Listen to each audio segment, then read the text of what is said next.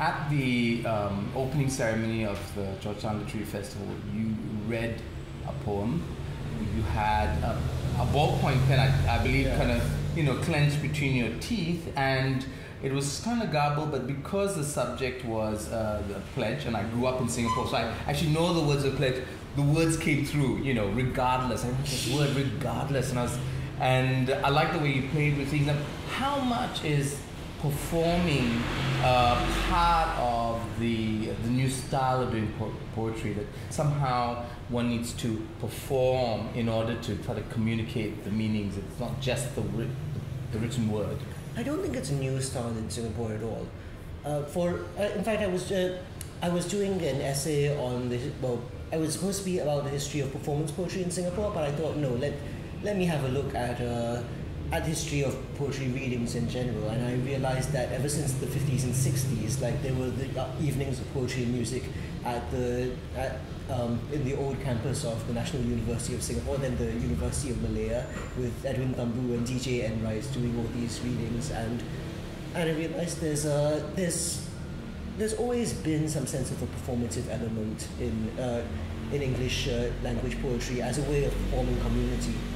And by the time I got in, which was as a teenager in the 90s, there was we were being able to have rather some rather chill venues. Like we had these readings in Chimes or the chapel for a while, and at various bookstores. That was Alvin Pang and Yong Shu Hong, and really building up a community of poets. And I was an amateur actor at the time, so therefore the theatrical elements in your performance. Well, just a matter of memorizing a poem to begin with, and I realized that helped. But I was actually reacting to the situation where I thought a lot of people were reading their poems, but not reading them that well. And it was only after that there was a poetry slam community.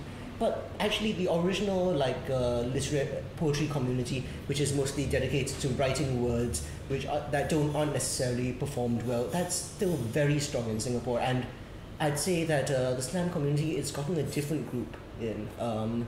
The original, it's not a case that it's brought new people into literary poetry. It's more that like literary poetry and performance poetry, they're separate bodies which sometimes overlap. Okay, so that's interesting. For me, when I was studying literature, we didn't have the notion of performance poetry or literary poetry. One just said poetry, right?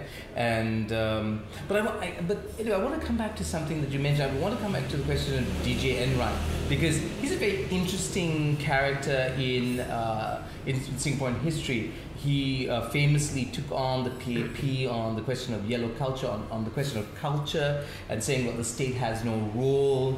And I know one of his poems, I think it's called Meeting the Minister, where it has this wonderful metaphor of men skirting around each other on ice, right?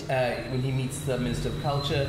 And as they talk and engage, things warm up. But paradoxically, that thins the ice below them, right? Because the temperature's gone up. And so it's this wonderful thing. How much of the political is part of your poetry writing? Well, it hasn't come up so much in the more like literary poetry. I mean, this is the book that was my first poetry collection, which won the Singapore Literature Prize in '08. But and this is more about, I'm young and I'm gay and I'm trying to figure out my culture, which is, it's pretty nice that they didn't think it was too dangerous to give the prize to. But in terms of politics, I realized that, I know that the Malaysian slam scene is very confrontationally political, and I found out that I'm actually one of the few slam poets in Singapore who regularly talks about politics. I mean, it's not because the others aren't politically aware. I mean, the others do sometimes write political poems, but maybe it's actually because I'm from a pretty upper middle class background that I feel secure enough to confront it. I think maybe it's also because I'm also still involved in theatre as a playwright. So, and in theatre, they've never stopped talking about these things. So you grow up with that sense of this idea that it's part of your duty to talk about these things. Right. It used to be that questions of or what they call alternative lifestyles, of sexuality, were deeply political in Singapore, until I think the point in which the PAP government decided that, having read Richard Florida's thesis on the creative class, that perhaps gay visibility was a good thing, and it was a good thing to signal Singapore's emergence as a, up the hierarchy of the international division of labour. Just lastly, what are your thoughts about being gay and the kind of creativity that comes from a kind of politics of identity that's present in Singapore? I think it's always good to feel that you're not mainstream, because that gives you a more interesting perspective. So marginality is productive. And I think, pretty much everyone can understand where they are from a more marginal point of view. I think it's important not to be the center of the universe. But actually, with regard to the whole, I've realized that even though a lot of my writing is very gay writing. People ask, like, are you a gay poet, or are you a poet who's supposed to be gay? I say, that's you shouldn't ask questions like that. But actually, I think I am more of a gay poet. But there are lots of gay poets who don't write about specifically gay subjects. And right. So it means like gay themed poetry. Yeah. This was something I edited in 2010. Gay fiction and poetry in. Yeah, we've got English, we've got Mandarin, we have one Malay piece as well. Yeah, and I translate the Chinese. Okay, so this is Gasp, a gay anthology of Singapore poetry in prose. It seems like in many ways that the space has expanded for gay writers, or writers who write gay-themed work in Singapore. Would that be true? Yes, but what I wanted to take on was the fact that you said.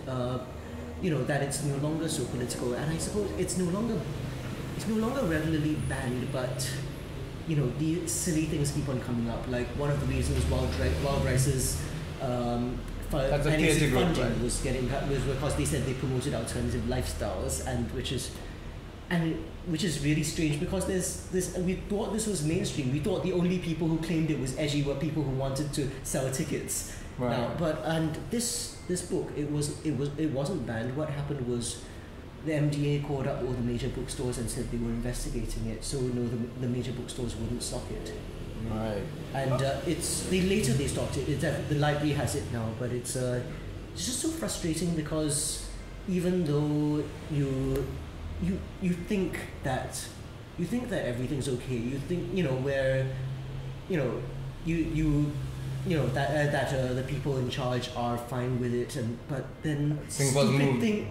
Yes, we've made progress, but stupid things keep on happening. Right.